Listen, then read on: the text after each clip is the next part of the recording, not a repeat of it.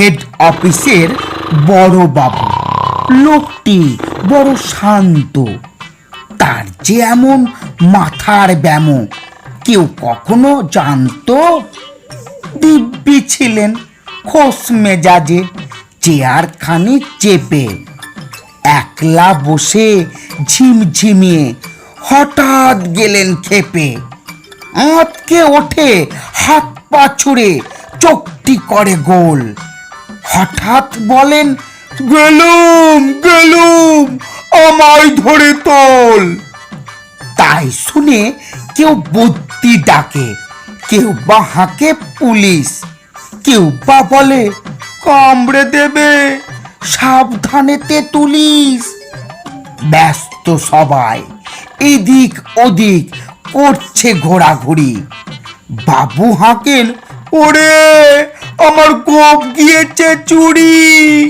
গোপ হারানো আজব কথা, তাও কি হয় সত্যি? গোপ চোরা তো তেমনি আছে, কমেনি এক রত্তি।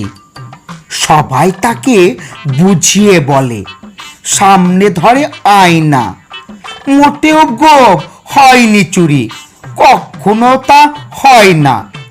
রেগে আগুন, তেলে বেগুন, তেরে বলেন তিনি, কারো কথর ধর ধরিনে, সব ব্যাটাকেই চিনি। নোংরা ছাটা, খ্যাংরা ঝাঁটা, বিচ্ছিরি আর ময়লা, এমন গুপ্ত রাখতো জানি শ্যামবাবুদের গয়লা। এ গোপ যদি আমার বলিস, করব তোদের জবাই।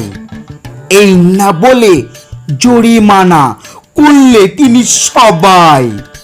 ভীষণ রেগে বিষম খেয়ে দিলেন লিখে খাতায়, কাউকে বেশি লাই দিতে নেই, সবাই চড়ে মাথায়। অফিসের এই বাঁদরগুলো মাথায় খালি গোবর, গোপচোরা যে কোথায় গেল কেউ রাখে না খবর।